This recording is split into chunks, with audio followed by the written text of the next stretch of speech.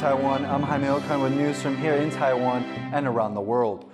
A former Taiwanese soldier has died fighting in Ukraine against Russia. The volunteer was reportedly killed in combat on Friday, making him the second Taiwanese fighter to die in the conflict. Kaohsiung resident Wu Zhongda was reportedly a former member of Taiwan's Special Forces. Taiwan's foreign ministry confirmed the death but has not commented on the details.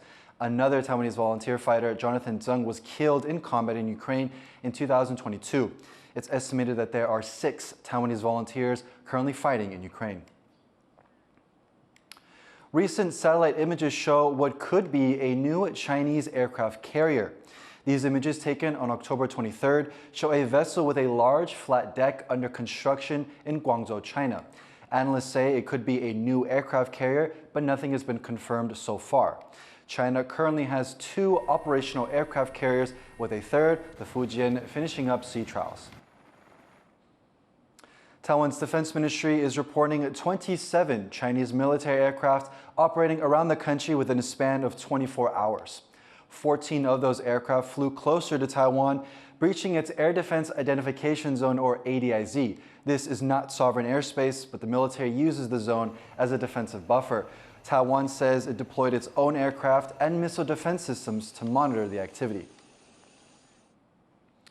Now, Taiwan deals with Chinese military aircraft around its borders on almost a daily basis, and the country has been looking to boost its air defense. That includes a recent purchase of the NASAMS air defense system from the U.S. For more on this, I spoke to Oli Swarsa from the Rabdan Security and Defense Institute. So, Ollie, what does NASAMS add to Taiwan's overall defense, and why is this weapon system significant? NASAMS is actually a really important system to add to Taiwan's multi-layered integrated air defense. What is really important to understand as a starting point is that the war in Ukraine has really highlighted the sort of renaissance, if you will, of short and medium-range air defense systems. And this is exactly because of this demand comes from the realization that cruise missiles, one-way attack drones, and these smaller munitions are really an important part of the offense. So being able to defeat these kinds of capabilities, not just the high-end ballistic missiles, is really important. Well, Taiwan already has other air defense systems like the Patriot 2, the Patriot 3, the domestically made Tiankong. Is there anything different that NASAMS add to it, or how will this weapon be used? So we have, like you mentioned, the Patriot and Tiankong 2, Tiankong 3 systems that are the high-end, defending against long-range air threats, defending against incoming tactical ballistic missiles. But they may not be the most effective or economical means to target cruise missiles, for example, or these one-way attack drones that we now see is a really major part of the threat picture. The Tianqian-2 system, that is a very similar, locally designed and manufactured system to the NASAMS. So Taiwan is building already a similar capability, for example, in Ukraine, and what we've seen in Iran's attacks in April and in October this year against Israel, that there's a very high likelihood that adversary would start with overwhelming saturation attack. So having this high capacity to defeat multiple targets at the same time is very much needed, and this is the kind of capabilities then required as well. You talk a lot about the war in Ukraine. In terms of air defense, what are some of the lessons that Taiwan can learn from how Ukraine is defending itself? So it's not really just the missile systems and the various air defense artillery and all of this, but that's also the resilience in terms of passive defenses. So how can we survive an attack that we have to expect that some of these missiles do come through the defenses? They leak through. So this is just a fact that there will be those leakers. So we need to make sure that we can survive. We can continue fighting regardless. And this then adds to these capability requirements that they are not always the most headline-grabbing technological solutions. They might be these passive defense things like camouflage, hardening, tactical adaptations, spreading capabilities wider, keeping them constantly on the move. These are the solutions at the tactical operational level that come into it, as well as then electronic warfare. That was Ali Swarsa from the Rabdan Security and Defense Institute.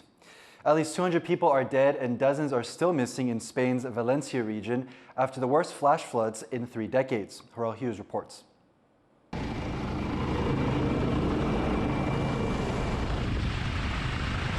The search for survivors continues after historic floods hit Spain's southern and eastern regions, leaving hundreds of people dead and dozens missing.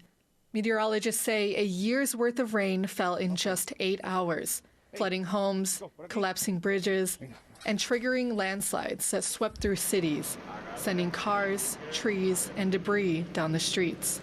Days later, emergency workers are still fighting to rescue people who are trapped and clear streets of the thick mud and debris. Las dificultades sobre todo es la cantidad de coches y lo aplastado que están. Luego, a última hora el agua es muy sucia, nos cuesta mucho aspirarla. Hay que estar constantemente limpiando las motobombas y es un trabajo también de conforme sale el tractor ir limpiándole porque están pinchando sobre todo. Tenemos muchos vehículos pesados que están pinchando. Thousands of soldiers have been sent to the hardest hit regions. And Spain's prime minister has announced the deployment of an additional 10,000 soldiers and police officers to step up rescue efforts and aid distribution. Que sabemos que la ayuda está tardando en llegar a muchos puntos, que aún hay casas y garajes bloqueados, municipios anegados y mucha gente desvalida. Meanwhile, thousands of volunteers have traveled to the area to hand out food and water, clean the streets, and support people affected by the devastation. Pues nada, el sufrimiento de familias que tienen la casa llena de barro, de todo. Horrible. Y entonces estamos ayudando y mucha gente, estoy maravillada con la gente joven, mucha gente joven que son maravillosos, todos viniendo con agua, viniendo con todo, a limpiar, a arreglar, a ayudar en lo que sea. ¿La rodea en cadena? Sí. This has been called Spain's worst peacetime disaster in modern history. The search for survivors is ongoing, and the death toll expected to rise. With the amount of damage, the road to recovery will be long, but thousands of people join every day to help with rescue and aid, bringing a small sense of hope to the areas of devastation. Klein Wang and Harrell Hughes for TaiwanPlus. Female flight attendants working at one of Taiwan's largest airlines will now have the option to wear trousers instead of skirts with their uniform after a national commission called for the change. Taiwan's flag carrier, China Airlines, revealed the new uniform option alongside a statement emphasizing their commitment to gender equality. The move comes after Taiwan's National Human Rights Commission released a report on the issue in July. The report said that Taiwan's major carriers maintain strict hair, makeup, and dress codes for female flight attendants that constitute gender discrimination. China Airlines is now the third Taiwanese airline to offer a trousers uniform option to female attendants. Women's rights groups are speaking out against a government plan to increase fines for what Taiwan considers illegal abortions. A new proposal from the Justice Ministry would see women fined $2,500 for breaking the abortion law. That's more than 20 times the current fine. Abortion is illegal after the 24th week of pregnancy in most cases in Taiwan. Women's groups have hit back at the proposal, saying it infringes on women's bodily autonomy. They've started a petition to decriminalize abortion in Taiwan. Taiwan is rapidly becoming a super-age society, with around 18% of its population now aged 65 or older. In 7 counties and cities, elderly people make up over 20% of the population, meaning 1 in every 5 people is elderly. Chiayi City has the most at 22.8%, while Taipei City has 22.5%, and Nantou County has 21.3%. Trans people in Taiwan who want to change their gender on official identification documents must undergo a mandatory surgery to remove all reproductive organs. A handful of transgender people have had exceptions made for them, but only after lengthy legal battles. Irene Lin reports on difficulties facing so many of those seeking gender recognition in Taiwan. 28-year-old Devin is facing one of the toughest decisions in his life. He's one among an estimated 100,000 transgender people in Taiwan, and one of many who still possess IDs that show their sex assigned at birth. 我觉得现在，即使我现在可以很自然，或是说我现在很自在什么的，但是其实某种程度心里还是会有一点不安的感觉，因为当我真的要出示身份证件的时候，这件事情我觉得它就是一个很大的破绽。 Taiwan requires transgender men to surgically remove their female reproductive organs to change their ID gender. In the past 4 years of hormonal therapy, Devin had never considered the mandatory surgery, until years of microaggressions in his personal and work life started to take a toll. 我其实希望被当男生，然后我不希望一直去提我是跨性别，或是我是因为有一些自以为贴心的人就会说，就是例如说我们要去。 搬东西，帮忙搬东西的时候，他就会说：“哦，没关系啊，我来搬就好了。我知道你可能没有那么，就毕竟你还是女生的身体嘛。” He says if he keeps avoiding surgery and getting his ID changed, these things will haunt him for as long as he can take it. But the costs of surgery are a bitter pill to swallow. 比起我需要付出的成本来说，我没有那么想要去做这件事情，对吧？我要花钱，然后我工作需要中断，因为我要手术，我要休养。 Devin is not alone in his struggle. Gender reaffirming surgeries are excluded from Taiwan's national health insurance coverage. The mandatory removal surgery alone may be well over $6,000 and it's only the first step towards being freed from a body they don't totally identify with. 必须要把子宫、卵巢、输卵管都拿掉，这是基本。那有些人他也不喜欢阴道，所以阴道也同时会一起做。其实。 他们来开这个刀，这些钱都是一点一滴的存下来，除非说你家里经济很好，爸妈都可以负担，不然要靠自己是非常的辛苦了。After the removal, some will proceed onto penis construction, which could raise the total cost to over $30,000. It's optional for those who just want to get a new ID, including Devin himself. But for some, the high-stakes procedure is still last resort to live the life they want. 第一个就是希望达成他可以站着上厕所，站着小便这件事。那其实这也是一种男性的一种在就是社会上的行为的象征。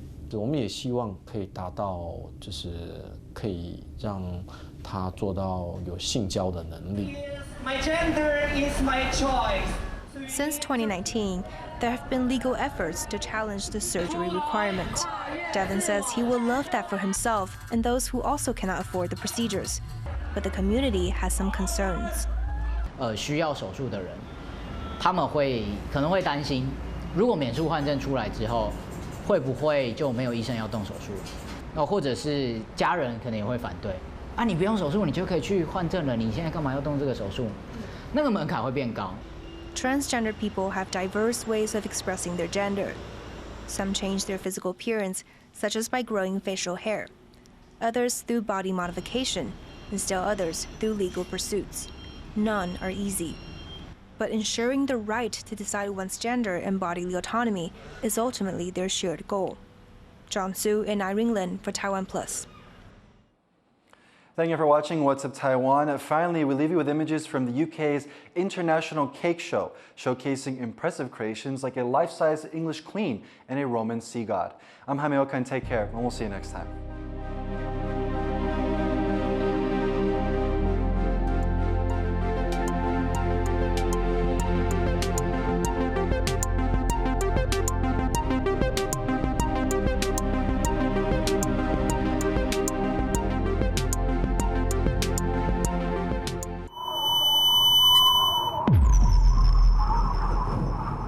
From industrial parks in Taiwan to here in Vietnam, we're bringing you the latest in tech and business news right here on TaiwanPlus News.